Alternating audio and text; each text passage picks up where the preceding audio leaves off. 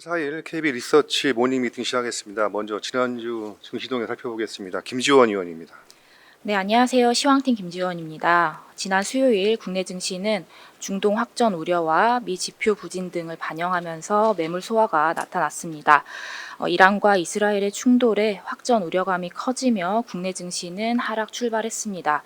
위험자산 선호 심리가 커지면서 달러원 환율은 하루 만에 11원 넘게 급등해 1,320원에 근접했습니다.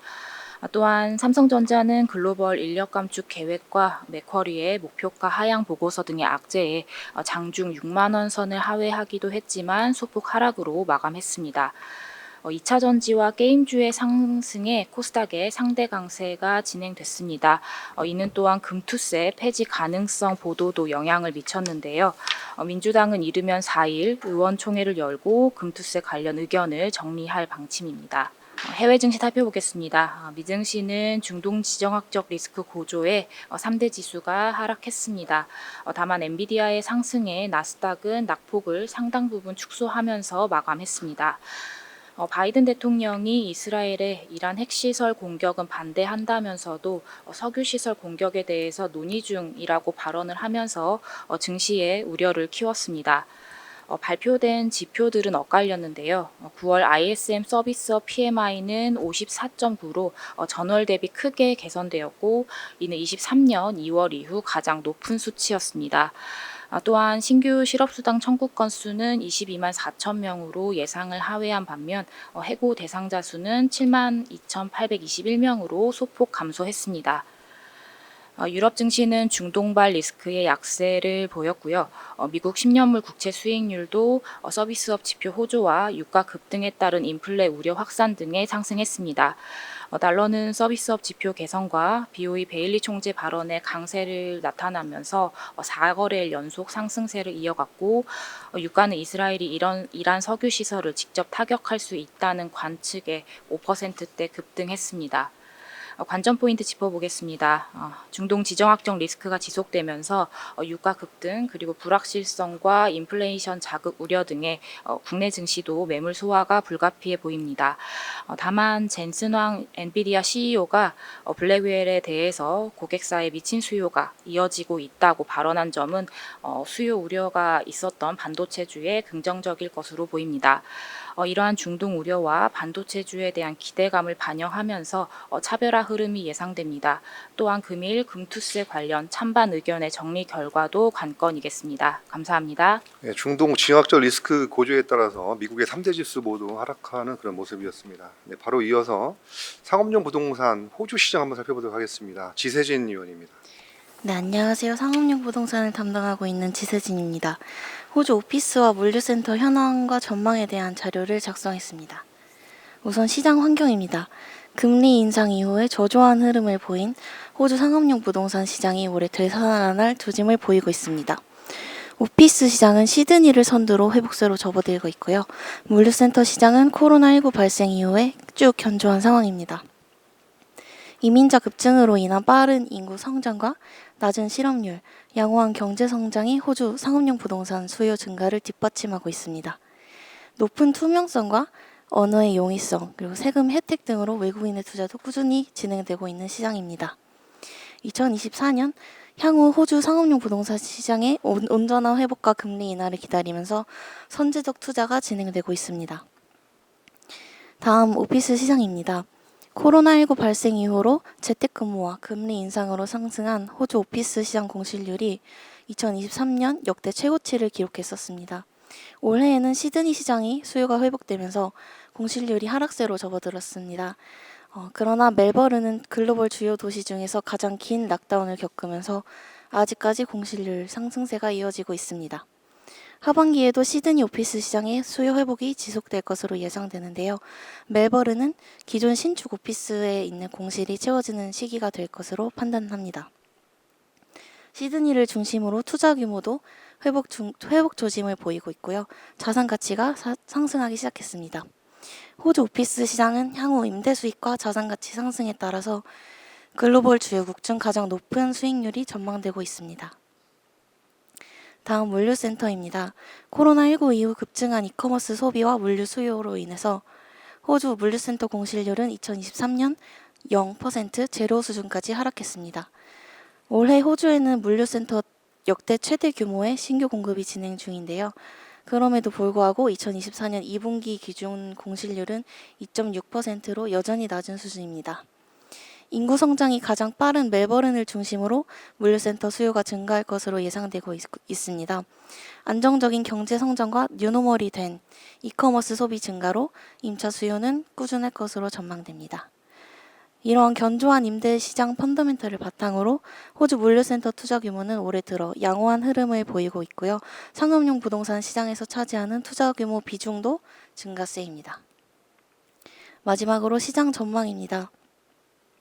핵심 권역의 신축 프라임급 자산 혹은 ESG가 강화되면서 네이버스 고점 인증을 받은 오피스에 대한 선호도가 높습니다. 이에 따라서 안정적인 임대 수익과 매각 차익을 기대하는 투자자들이 핵심 권역의 프라임급 자산에 코어 전략 투자를 진행하고 있는데요. 현재 오피스 시장도 공실률이 높고 물류센터도 대규모 신규 공급이 진행 중이기 때문에 코어 전략 투자가 지속될 것으로 판단됩니다. 일부 물건에 대해서는 밸류에이드 전략을 통한 자산 가치 제고도 유효할 것으로 판단됩니다. 투자자들은 상업용 부동산 시장 회복과 함께 금리 인하를 기다리고 있습니다. 올해 말이나 내년 초 예상되고 있는 금리 인하와 함께 호주 상업용 부동산 투자 규모가 더욱 빠른 속도로 회복될 것으로 전망됩니다. 자세한 내용은 리포트를 참고 부탁드립니다. 네, 호주 상업용 부동산 시장이 올해 되살아날 조짐을 보이고 있다고 합니다. 오피스 시장은 시드니 선두로에서 회복세로 접어드는데요. 금리 인하 후에 호주 부동산 상업용 시장의 회복이 가속화될 것으로 전망이 됩니다. 안정적인 코어 전략 중점으로 투자가 필요해 보인다는 그런 지세진 의원의 코멘트였습니다. 네, 다음은 글로벌 ETF 전략 살펴보겠습니다. 박유한 의원입니다. 네, 안녕하세요. ETF 애널리스트 박유한입니다. 이번 주는 이제 슈드에 관련된 내용을 가져와 봤습니다. 지금 이제 개인 투자자들의 투자 심리가 미국 배당주 ETF로 옮겨가고 있습니다. 미국의 금리 인하 기조에 반도체 산업의 피크아웃 우려가 더해지면서 안정적인 현금 흐름을 제공하는 배당주에 자금이 쏠렸습니다.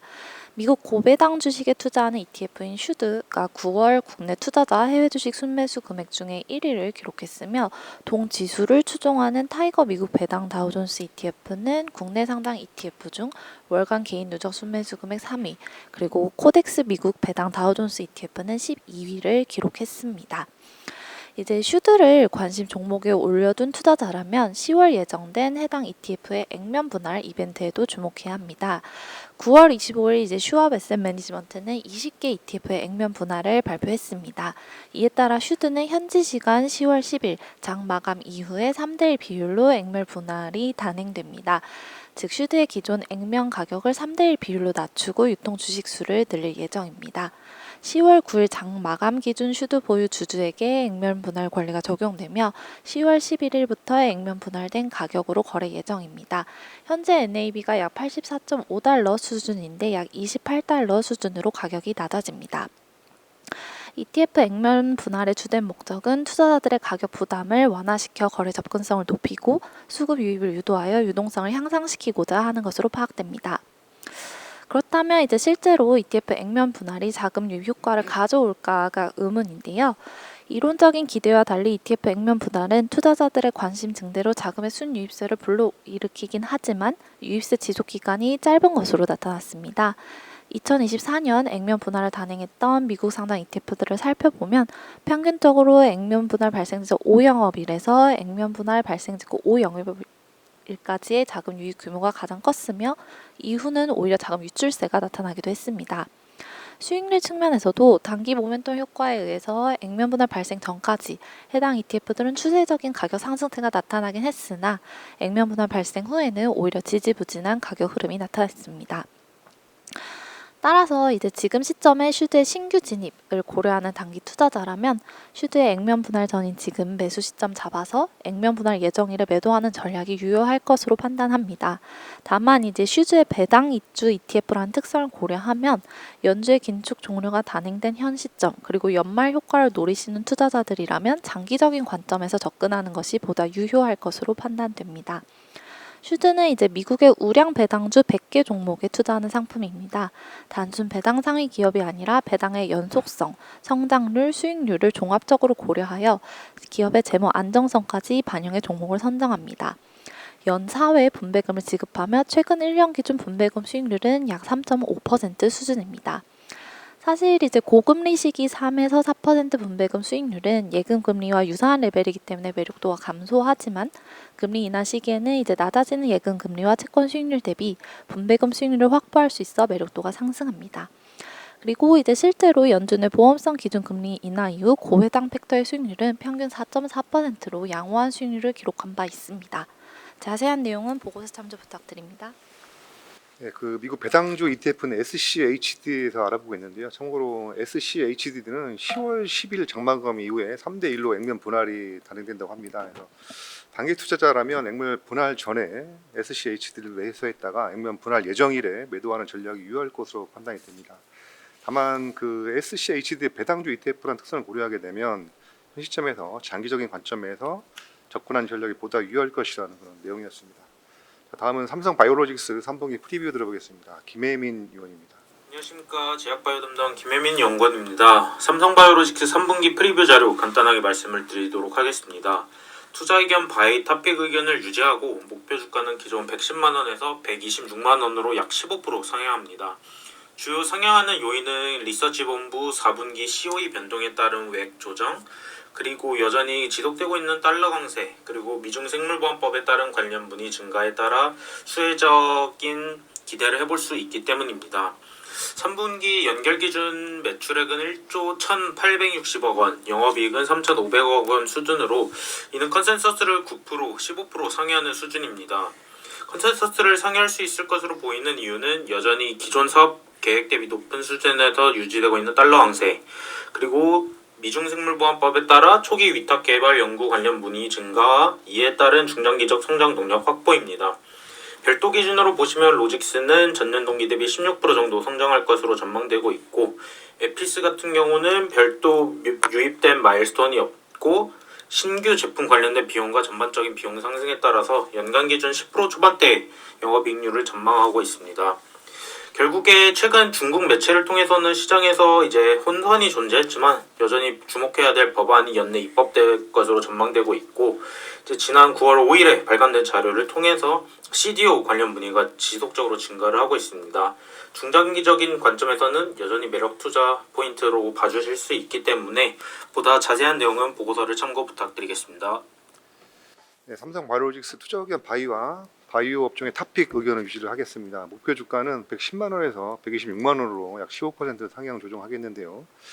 밸류에이션 조정 근거가 있었고 달러 강세 및 미중 생물보험법에 따른 그런 중장기적 수혜가 높다는 그런 판단입니다. 3분기 실적은 매출액과 영업이익은 각각 컨센서스를 약 9%에서 15% 상회하는 수준이 될 것이라는 그런 내용이었습니다. 자세한 내용은 레포트를 참조 부탁드립니다. 네, 다음은 HDC 현대산업개발 3분기 프리뷰입니다. 장문준 의원입니다. 네, HDC 현대산업개발 3분기 프리뷰 말씀드리도록 하겠습니다. 투자 의견 바이 목표 주가는 36,000원을 제시하고요. 저희가 적용 ROE 소폭 하향 등을 반영해서 기존 대비해서 6.5% 정도 목표 주가를 낮췄습니다. 작년부터 그리고 지난 7월부터 주가가 좀 빠르게 올랐었는데 9월부터는 부진이 좀 이어지고 있습니다. 1년 가까운 상승 추세에 따라서 피로감이 누적되어 있던 상태로 보고 있고요. 3분기 실적도 좀 부진한 상태라서 투자에 좀 고민이 될 수도 있겠습니다. 다만 4분기에 회사의 펀더멘털 변화를 이끌 중요한 두 가지 변화가 있기 때문에 순간에 흔들리지 않고 큰 그림에 집중해도 된다라고 보고 있고요. 최선호주로 계속 말씀을 드리도록 하겠습니다. 3분기 실적은 매출액 1.1조 원, 영업이익 400억 정도 수준으로 시장 기대치를 하회할 전망이고요. 다른 쪽들은 다 좋은데 지식산업센터가 계속 문제를 일으키고 있어서 이게 내년 초 정도에 준공이 됩니다. 그때까지 건축 부분의 원가율이 좀 계속 문제가 될 거라고 보고 있는데 이 부분들이 이번 분기에도 문제를 일으켰다라고 보시면 될 것 같습니다. 두 가지 4분기에 상당히 중요한 두 가지 변화가 있다고 생각하는데요. 첫 번째는 대부분 시장에서 아시는 광운대 역세권 착공입니다. 약 3조 원짜리 프로젝트가 매출화되기 시작하는 거니까 향후에 어닝 턴어라운드의 근간을 마련해주는 이벤트라고 보시면 될 것 같고요. 두 번째는 시장에서 사실 전혀 신경을 쓰지 않고 계실 것이라고 생각을 하는데 미착공 PF가 0으로 가기 시작한다는 것입니다. 현재 HDC 현대산업개발 상반기 기준 미착공은 3,500억 정도 수준인데요. 천안 지역 3개의 사업지로 구성되어 있습니다. 이 중에 1개 사업지가 착공을 10월 달에 들어갈 예정이고요. 지방시장 우려가 높을 수 있지만 성성지구가 어떤 곳인지 좀 체크를 한번 해볼 필요가 있고 여기는 천안 지역에서 두 번째 상급지로 간주되는 지역입니다. 내년은 이익이 강하게 턴어라운드 하면서 미착공 BF가 빵으로 향하는 업종에서 전혀 다른 흐름을 보여줄 기업이 될 것으로 생각하고 있습니다. 이상입니다. 네, HDC 현대산업개발 투자기관 바이 목표주가 36,000원을 제시하도록 하겠습니다. 7월 중순 이후에 가파른 상승을 보이던 주가가 이제 9월 이후에 부진한 모습을 이어가고 있는데요. 그렇지만 25년의 강한 이익 턴어라운드와 그리고 우발채물 리스크 제거가 동시에 일어나고 있기 때문에 순간에 흔들리지 말고 큰 그림에 집중해야 된다는 그런 장문준의 코멘트였습니다. 건설업종 최선호주를 유지하도록 하겠습니다. 네, 다음은 보험업종 이슈 한번 살펴보겠습니다. 강승건 의원입니다. 예, 안녕하세요. 9월 26일 날 제3차 보험개혁 회의가 개최되었고 해약환급금 준비금 제도 관련 개선 방안이 발표가 됐습니다. 주요 내용을 보게 되면 일정 자본 건전성을 충족하는 보험사에 한해서 해약환급금 준비금 적립 비율을 하향하는 것입니다. 해약환급금 준비금이라는 이슈는 매우 중요합니다. 왜냐하면 이 부분들이 이제 배당 가능 이익에서 차감되는 요인으로 작동을 하고 있는데 IFRS 17이 적용된 이후에 보험사들의 신계약 성장이 굉장히 빨랐고 이로 인해서 이익의 증가 수준을 넘어서는 해약환급금 준비금 적립이 발생하고 있는 상황이었습니다. 이에 따라서 보험사들의 배당 가능 이익이 예상보다 큰 폭으로 감소하였고 결국 이거는 보험업종의 투자와 관련되어 있는 불확실성으로 작용을 하였기 때문입니다. 따라서 이번 제도 개선과 관련돼서는 이제 투자자들은 매우 주목하고 있었던 상황입니다. 계약자 보호를 위한 해약환급금 준비금의 필요성에는 동의를 합니다. 보험부채 할인율이 높은 상황에서 축소된 시가부채로 인해서 증가된 순자산 보호를 통해서 계약자의 해약환급금의 이제 사유 유출을 방지하는 것이기 때문입니다. 배당 가능 이익 산출에 있어서도 세후 기준의 해약환급금 적용하는 것 역시 동의합니다. 해약환급금 준비금이 송금 인정됨에 따라서 이제 회계상 이익의 가소 납세 이슈가 해소될 수 있다는 점이 있고 이원법인세 부채 적립에도 불구하고 배당 가능 이익을 세정 기준으로 차감하게 됨에 따라서 배당 가능 이익이 크게 축소되는 문제를 완화시킬 수 있기 때문입니다. 하지만은 이제 감독 당국의 이번 정책에서는 좀 아쉬운 점이 있습니다. 우선은 자본 건전성 기준을 킥스 200%로 확정을 했고 매년 10%포인트씩 하향해서 궁극적으로는 150%의 수렴하게 설계되어 있습니다. 하지만 현재 킥스 200을 넘어서는 보험사는 상장사 중에 3개밖에 없고 할인율 제도 강화를 반영해서 150%로 수렴하게 된다는 것은 결국에는 어떤 상황에도 150%만 상회하면 된다는 것을 의미합니다. 따라서 현재 200%의 기준을 삼는 것보다는 수령 기준인 150%를 기준으로 해서 매년 보험사들이 이익 창출과 신계약 관리 그리고 보완 자본 발행을 통해서 킥스를 방어하는 데 기준을 삼는 것이 좀 더 효율적일 것으로 생각을 하고 있습니다. 만약에 현재 기준이 그대로 시행된다면 킥스 비율이 높은 회사는 캐시아웃만 존재하게 되고 킥스 비율이 낮은 회사는 제도 개선의 영향을 전혀 받게 되지 못합니다. 결국 이는 몇 개의 대형사와 나머지 중소형사의 격차가 구조적으로 확대되는 것을 의미하고 이는 시장 경쟁 요인이 제거될 가능성도 존재합니다. 해약환급금 준비금 부담을 축소하기 위해서 결국에는 신계약 판매를 축소해야 하고 이는 킥스 200% 이하의 회사에서만 나타날 수 있기 때문입니다. 마지막으로 해약환급금 준비금과 상관없는 투자 손익 실현을 통해서 과도한 리스크 보유가 발생할 수 있습니다. 결국 배당 재원 마련을 위해서 회사들은 노력할 수밖에 없을 텐데 이것들이 투자 쪽에서의 리스크 확대로 이어질 수 있다라고 생각을 합니다. 현재 기준이 확정될 경우 삼성화재, DB손보, 삼성생명 중심의 선호가 지속될 것으로 생각을 하고 있습니다. 이미 한 3차례에 거친 감독 당국의 그 부채와 관련되어 있는 기준 변경으로 인해서 벨이 큰 폭으로 증가하였고, 이에 따라서 금리 하락에 따른 자본 감소의 영향이 중하위권 보험사 중심으로 크게 확대된 상황입니다. 최근 금리가 하락하면서 배당 가능 이익이 크게 감소하였고, 결국에는 2024년도에 실질적으로 배당을 할 수 있는 회사는 앞서 언급한 3개 회사를 제외하고서는 거의 없을 것으로 생각을 합니다. 따라서 중소형사의 배당 가능 이익 확보를 위한 노력들은 결국 시장 경쟁에 없어지거나 아니면 투자 쪽에서의 과도한 리스크를 지는 쪽으로 이어질 가능성이 존재하고, 이는 보험사의 중기적 가치 성장 측면에서는 부담 요인으로 작용할 수밖에 없습니다. 이번 감독 규정 개정이 12월에 마무리될 것으로 감독 당국은 발표했습니다. 따라서 이번 감독 개정 규정이 완료되면 커버리지 보험사의 배당 전망치 및 이익 전망치를 큰 폭으로 조정할 것으로 예상이 됩니다. 이상입니다. 네, 그 보험개혁 회의를 통해서 해약 환급금 준비 제도 개선 방안이 발표가 되었는데요. 주요 내용은 일정의 자본 건전성을 충족하는 그런 보험회사에 한해서 배당 가능 이익이 확보될 수 있도록 해약 환급금 준비금 적립 비율을 조정하는 것입니다. 여기에서 자본 건전성은 KIS 200%를 충족해야 되는데 이 비율을 전국적으로 150%로 수렴하도록 설계되었다는 점입니다. 그래서 전체적인 방향성에 대해서 긍정적으로 평가를 하고 있는데 세부 사항에 대해서는 조율이 필요할 것이다라는 그런 강승권 의원의 코멘트였습니다. 네, 다음은 현대차그룹 9월 판매 속보 살펴보겠습니다. 강성진 의원입니다. 네, 안녕하세요. 자동차 담당 강성진입니다. 현대차그룹 9월 판매 속보와 자동차 주요 이슈들 간단하게 좀 살펴보겠습니다.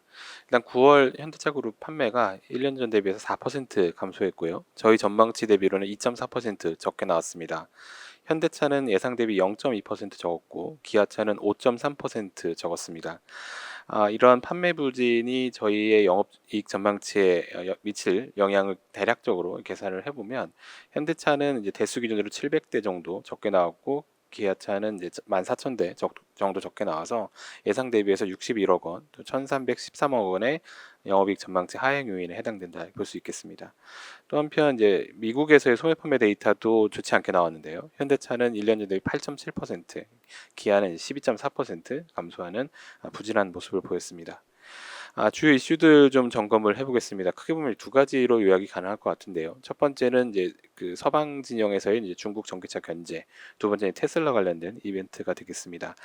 일단 오늘인데요. 오늘 이제 밤이 되겠죠. 유럽에서 중국산 전기차 고율 관세에 대해서 이미 이제 고시가 나온 적이 있었는데 이거에 대해서 최종적으로 국가별 투표를 통해서 이제 확정을 할 예정인데 중국과 협상 때문에 이미 한번 연기가 된 적이 있었고 아직도 협상이 좀 진행되고 있기 때문에 추가 연기가 될 수 있습니다. 미국 같은 경우에는 고율 관세에 대해서는 이미 발표를 했고요. 이제 비관세 장벽들을 계속 강화하는 모습들인데 지난달에 이제 중국산 커넥티드카에 대한 규제를 이제 공식화했고 또 IRA에서의 세제 혜택 기준을 강화하는 그런 법안도 하원에서 통과가 됐습니다. 한편 이제 테슬라는 이제 저희 쉬는 동안 3일 새벽이죠. 그 3분기 판매 데이터를 발표를 했는데 이게 이제 예상 대비해서 예상이 거의 근접하게 나왔습니다. 그래서 1년 전 대비 증가한 것도 좀 오랜만에 증가를 했었고요. 근데 그럼에도 불구하고 주가는 하락하는 그런 모습을 보여줬고 이게 이제 EV 판매 회복에 대한 기대가 이제 주가에 좀 미니 반영된 거 아닌가 이런 생각이 들고요. 10월 10일에는 로보택시 행사를 예고한 가운데 아직 그 행사는 내용은 좀 밝혀지지 않은 그런 내용이라고 좀 기다려봐야 될 것 같은 그런 모습입니다. 이상입니다. 네, 현대차그룹의 9월 중국권 글로벌 도매 판매는 전년 동월 대비 4% 감소한 59만 4천 대를 기록을 했습니다. 이는 저희 KB증권의 전망치도 약 2.4% 하향 수준인데요. 예상을 하회한 그런 9월 판매 실적은 양사의 영업이익에 약 부정적인 요인으로 작용할 수 있을 것으로 보여집니다. 자세한 내용은 레포트를 참조 부탁드립니다. 네, 다음은 3일제약 업데이트 보고서입니다. 한재윤 의원입니다. 네, 스몰캡 한재윤입니다. 3일제약 말씀드리겠습니다. 바로 체크포인트부터 말씀드리면 3일제약은 지난 9월 26일 베트남 의약품청으로부터 저만제 위탁개별 생산 GMP 인증을 획득했습니다. 비슷한 시점에 실사가 진행됐던 WHO GMP는 4분기 내에 결과가 나올 것으로 좀 예상이 되고요. 따라서 이번 인증을 통해서 삼일제약의 CMO 사업을 바라보는 시장의 우려는 일부 해소될 것으로 보고 있고요. 국내 식약처의 KGMP, 미국의 CGMP, 유럽의 EU GMP 또한 순차적으로 획득해갈 전망입니다. 국내 KGMP 같은 경우에는 24년 말에서 25년 상반기 정도를 보고 있고요. 미국이나 유럽 같은 경우는 26년경 획득 가능할 것으로 예상됩니다. 삼일제약이 GMP 인증을 획득하면서 글로벌 저만제 빅파마들과의 계약 논의는 더욱 활발해질 전망입니다. 빅파마를 비롯한 18곳의 글로벌 제약사가 이미 삼일제약의 공장 실사를 마친 상태이기 때문이고요. 언론에 따르면 이미 대만과 유럽 기업과의 계약이 진행 중인 것으로 보입니다. 특히 유럽에는 저만제 빅파마인 떼아와 엘러간이 있기 때문에 더욱 주목이 필요하다라는 말씀드리고요. 두 기업 모두 삼일제약과 오랜 기간 파트너십을 맺고 있는 기업이고 올해 베트남 공장 실사까지 끝냈습니다. 그리고 그렇다 보니까 실제 계약 가능성이 높은 상태인데 물론 현 시점에서 계약에 대해 예단할 수는 없겠지만 만약 계약이 성사된다면 삼일제약은 확실한 레퍼런스를 확보하면서 CMO 사업에 대한 주식시장의 우려를 단번에 날려버릴 수 있다는 점 말씀드리고 싶습니다. 그래서 결과적으로는 대규모 캐파와 최신식 설비를 갖추고 있음에도 제대로 된 평가를 받지 못했었던 CMO 사업에 대한 밸류에이션 리레이팅이 기대되는 상황입니다. 이상입니다. 예, 삼일제약은 안과약품 전문 제약 사업을 영위하는 기업인데요. 그 베트남 의약청으로부터 그 CMO 사업에 대한 인증을 획득합니다. 그래서 CMO 사업의 본격화가 될 것으로 예상이 되고 이에 따라서 글로벌 저만제 빅파마의 관심이 높아질 것이라는 그런 내용이었습니다. 자, 오늘 마지막 기업 페라리 한번 살펴보겠습니다. 유중호 의원입니다. 안녕하세요. 미국 기업 분석 담당 유중호입니다. 페라리 자료 발표드리겠습니다. 페라리의 차량 주문은 2026년까지 대부분 마감됐고 그리고 고가의 커스텀 차량 수요가 높아지면서 견고한 장기 매출 증가가 예상되는데요. 그러나 이런 실적 성장에 대한 기대감이 주가에 상당 부분 반영됐다라고 보고 있습니다. 이에 따라서 장기 이익 성장성 감안한 상대 주가도 고평가 영역에 접어들었다라고 판단합니다. 페라리의 12개월 선 ROE는 36.2%로 시장과 동종 기업을 상회하는데요. 최근까지 연초 이후 주가 상승이 가파르게 나타나면서 12개월 사이인 PB 멀티플도 높아졌고 이에 따라서 절대적 관점으로 주가 상승 여력은 낮아졌다라고 보고 있습니다. 장기 이익 성장성을 감안한 상대 주가도 일단 고평가 영역에 들어가 있고요. 실적 같은 경우에는 성장세가 이어질 것으로 기대하고 있는데요. 최근 3분기 실적을 먼저 보면은 매출액과 주당 순이익 모두 시장 예상치를 상회했습니다. 프로상계나 로마 스파이더 같은 차량 판매가 높게 나타났고 그리고 고가의 커스터마이징 차량 수요가 높게 또한 나타나면서 차량 매출은 전년 동기 대비해서 17% 증가했습니다. 영업이익률 또한 이제 고가 차량 판매가 늘어나면서 29.8%로 가장 높은 수준이고요. 이런 실적 성장세는 이어질 것으로 페라리는 언급을 했는데요. 이에 따라서 2024년 가이던스를 상향 조정했습니다. 매출액과 주당 순이익 그리고 잉여 현금 흐름 모두 성장세가 예상되고 있습니다. 차량 출시 계획을 보면은 2025년 4분기에 최초의 전기차를 출시할 것으로 언급했고 그리고 2026년까지 15개의 신모델을 출시할 것으로 발표했습니다. 또 차량 주문 같은 경우에는 2026년까지 거의 채워진 것으로 보이고 있고요. 그리고 향후 2년 반 동안 판매량과 생산 계획이 이미 확정된 것으로 알려졌습니다. 자세한 내용은 리포트를 참조해 주신 감사드리겠습니다. 감사합니다. 네, 그 페라리에 대해서 고가 커스텀 차량 수요가 높아지고 있는데요. 견고한 매출 증가가 예상이 되면서 이와 같은 기대감은 주가에 상당 부분 반영된 것으로 보여집니다. 따라서 장기이익 성장성을 반영한 상대 주가는 고평가 영역에 접어들었다는 그런 유중호 의원의 코멘트였습니다. 자세한 내용 레포트를 참조 부탁드립니다. 이상으로 10월 4일 KB 리서치 모닝 미팅 마치도록 하겠습니다. 감사합니다.